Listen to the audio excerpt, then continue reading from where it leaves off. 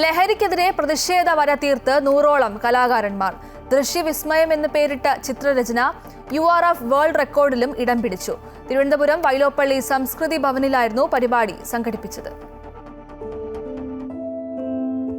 സമൂഹത്തിൽ ഉയർന്നുവരുന്ന ലഹരി വിപത്തിനെതിരെ വ്യത്യസ്തമായ പ്രതിഷേധമുയർത്തുകയാണ് ഒരു കൂട്ടം കലാകാരന്മാർ.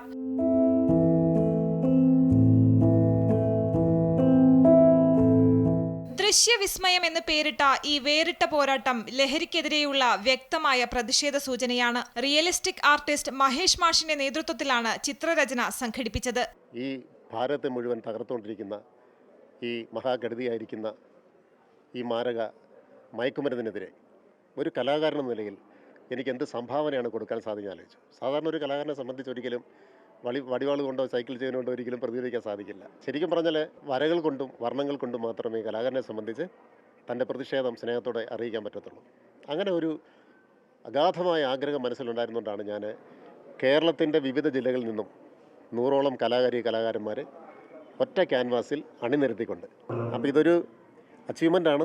നമുക്ക് കൊടുക്കാൻ പറ്റുന്ന, നമ്മുടെ ലോകത്തിന് കൊടുക്കാൻ പറ്റുന്ന ഏറ്റവും വലിയ സംഭാവനയാണ്. ഒരു കലാകാരൻ എന്ന നിലയിൽ ഒരു കലാകാരനെ സംബന്ധിച്ച് നമുക്ക് ചെയ്യാൻ പറ്റുന്ന ഏറ്റവും വലിയൊരു കാര്യമാണ് നിറങ്ങളിലൂടെ ഒരു ബോധവൽക്കരണം കൊടുത്തുകൊണ്ട് സമൂഹത്തെ ഈ ഒരു മയക്കുമരുന്നിൽ നിന്നും വിടുവിക്കുവാൻ വേണ്ടിയിട്ടുള്ളൊരു ശ്രമമാണ് ഇവിടെ നടത്തുന്നത്. Largest anti drug live painting എന്ന കാറ്റഗറിയിൽ കൽക്കട്ട ആസ്ഥാനമായുള്ള യൂണിവേഴ്സൽ റെക്കോർഡ് ഫോറത്തിന്റെ മുൻപിലായിരുന്നു 100 കലാകാരന്മാരും കലാകാരികളും അണിനിരന്ന ചിത്രരചന. Largest anti drugs live painting എന്നുള്ള കാറ്റഗറിയിലാണ് 90-ൽ പരം കലാകാരന്മാർ ലൈവായിട്ട് ചിത്രം വരയ്ക്കുന്ന ഒരു റെക്കോർഡ് അറ്റംപ്റ്റാണ് ഇവിടെ നടക്കുന്നത്.